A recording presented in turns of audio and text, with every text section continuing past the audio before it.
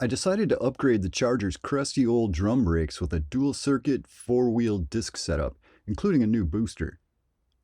Step 1, of course, is to remove the entire drum brake system.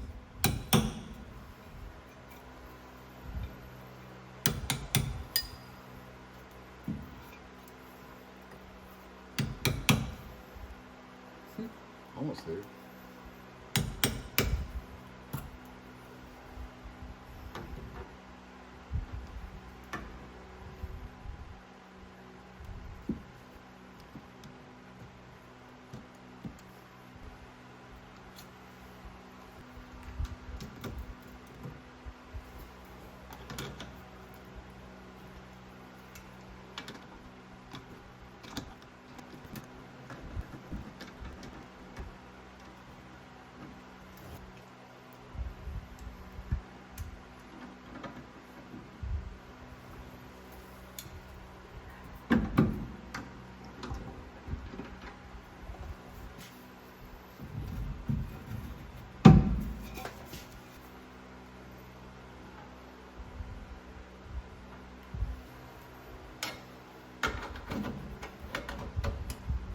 It's a little hard to see, but what I'm doing here is using a brake tool to wedge this spring-loaded lever away from the star wheel adjuster.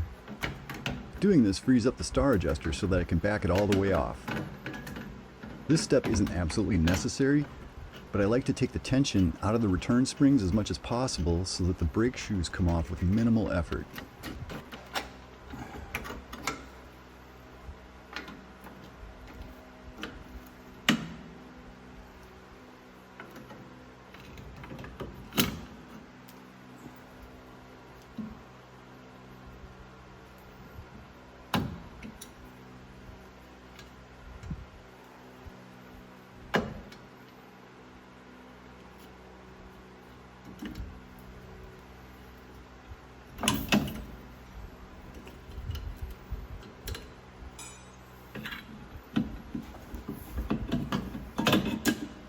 By the way, I could have unbolted the entire backing plate assembly from the spindle and removed it as a unit, shoes, springs, and all. But that means disconnecting the lower ball joint, and I'd rather do all the suspension work separately. Can stay on, doesn't have to. Whatever. Speaking of suspension work, I later removed the entire front suspension, including this backing plate.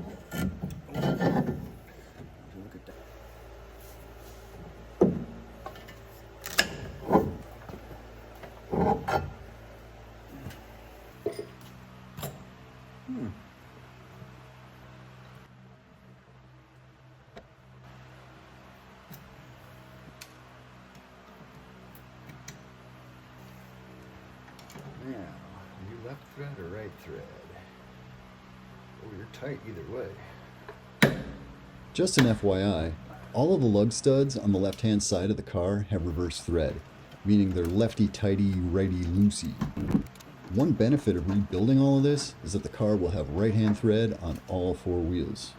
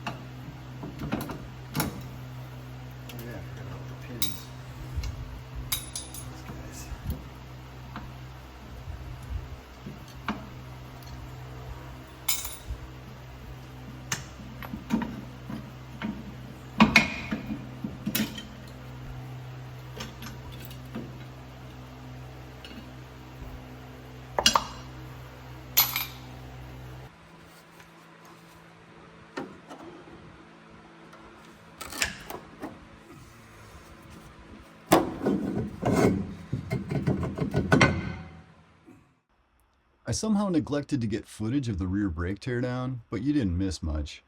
It's the same procedure as on the front, but the rear also has a parking brake lever and cable to detach.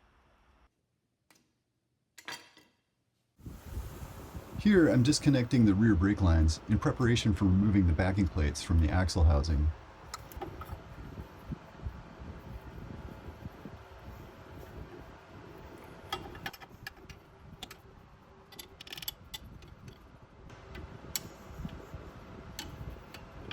Yeah.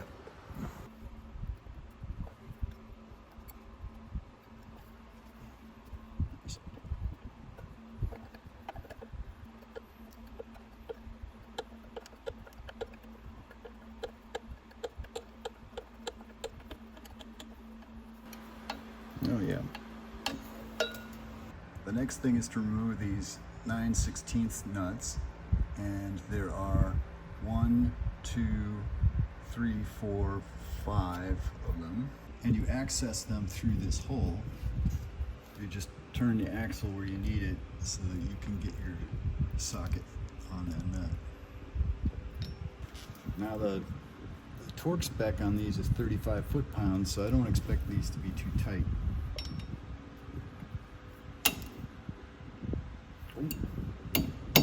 Spoke too soon. That feels like more than that. Okay.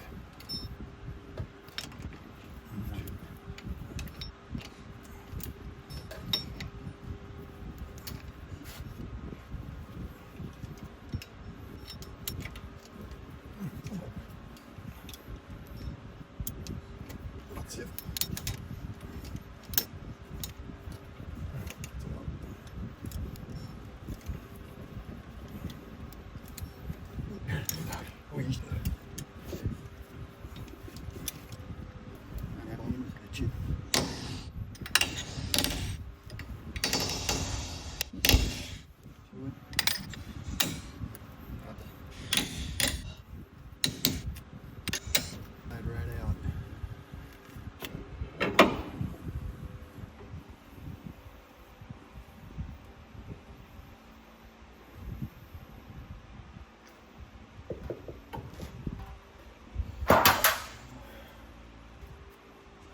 This smaller ring is essentially just a collar.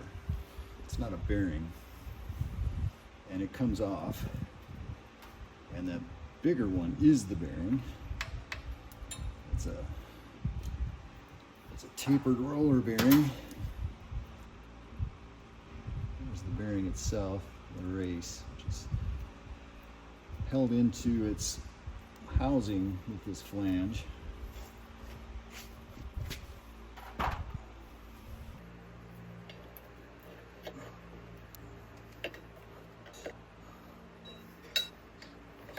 Okay.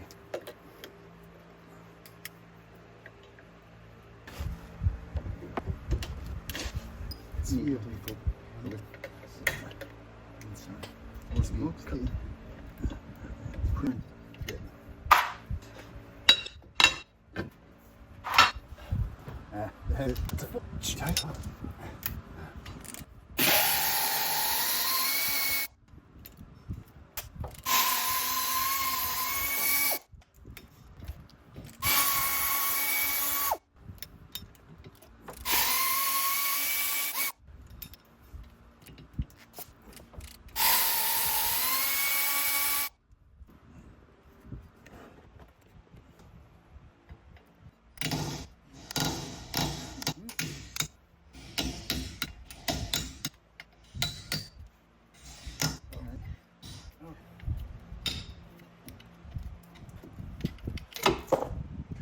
See what that was?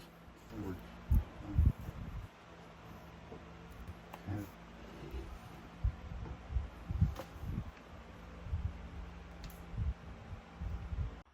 That flange that I'm touching deserves a brief tangent. This is the retainer from the driver's side. It got a little smushed when I pulled the bearing off of that axle. But as you can see, it's not adjustable. It has a seal in it, and that's it. This one, it had a seal in it, but I took that out. It has an adjuster ring inside the retainer. This inner ring has threads on it. You can't really see them very well here.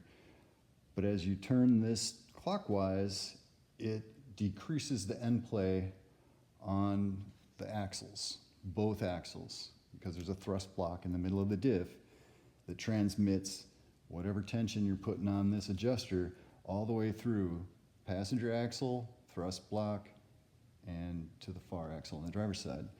Anyhow, that's what was used to adjust the end play or the preload on the axle bearings.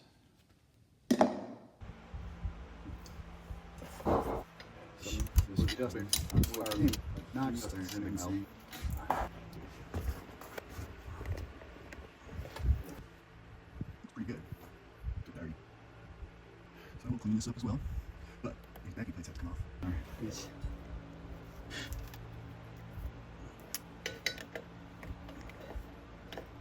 Howdy. That'll get set on. That's it.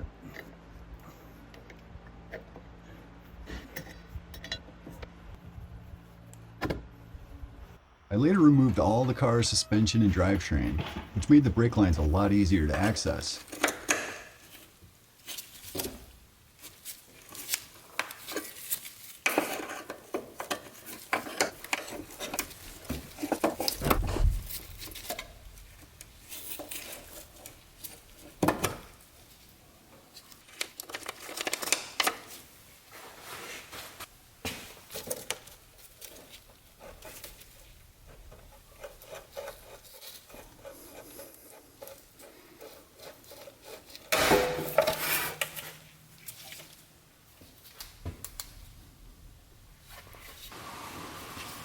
I don't want to bend it, I just want to pull it back.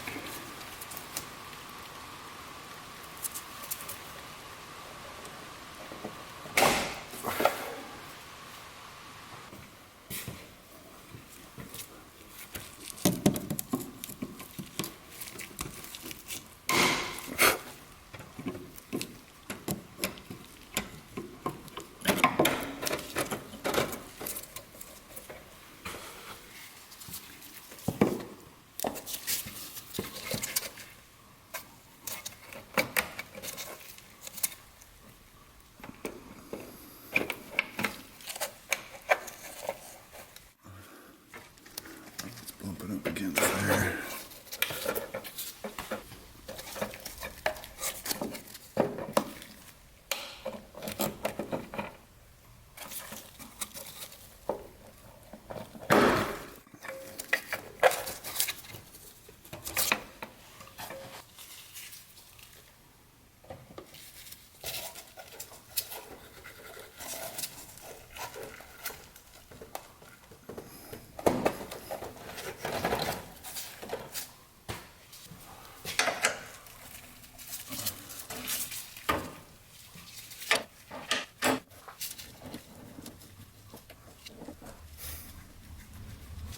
Here.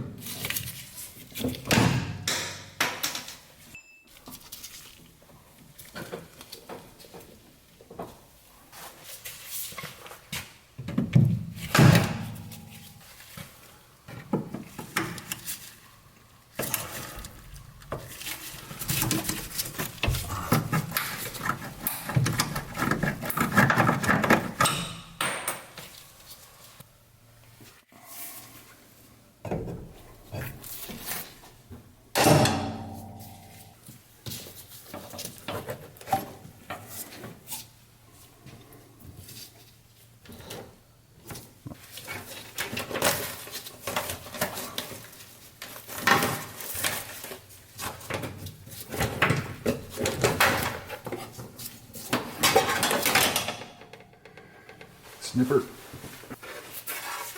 I'm gonna take it off here at the junction block.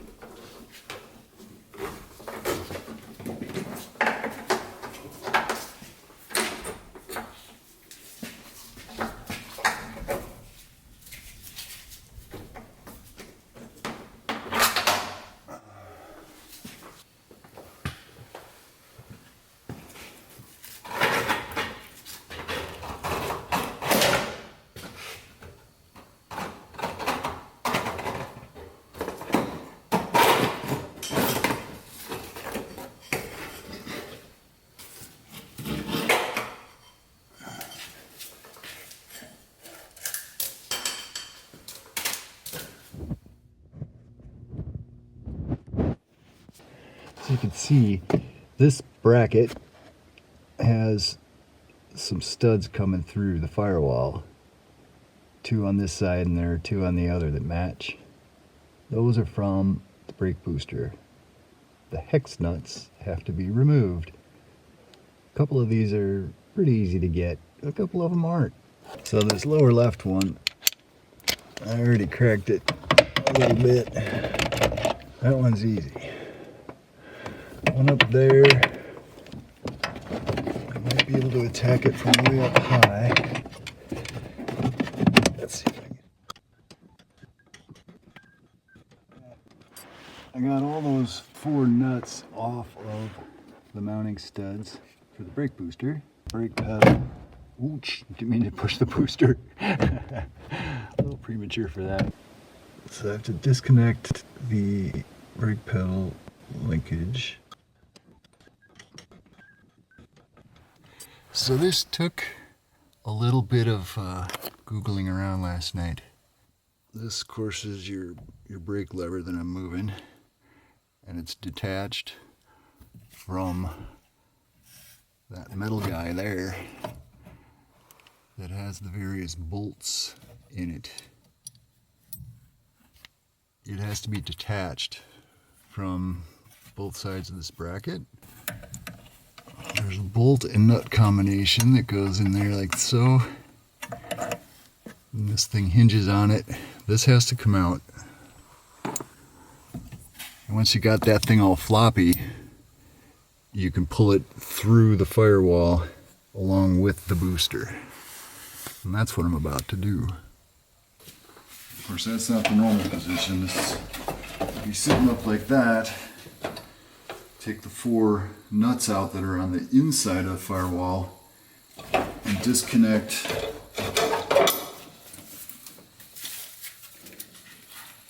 this bolt.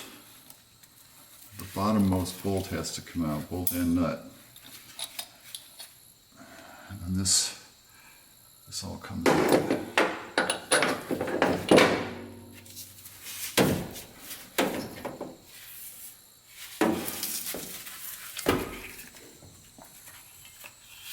That boot shot. Goodbye.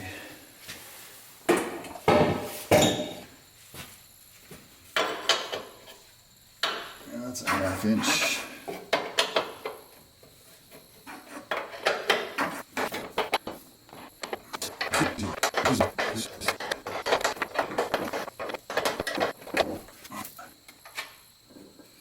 Well, it's got the captive star lock washer on it.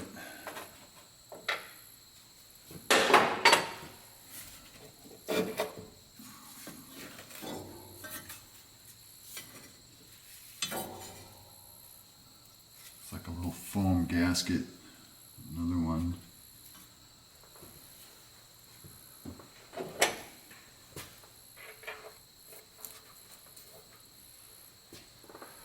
All of the disc brake parts are queued up and ready for installation. And I've got copper nickel tubing to replace the old steel brake lines. But before I can start in on all of that, I have some housekeeping to do in the engine compartment.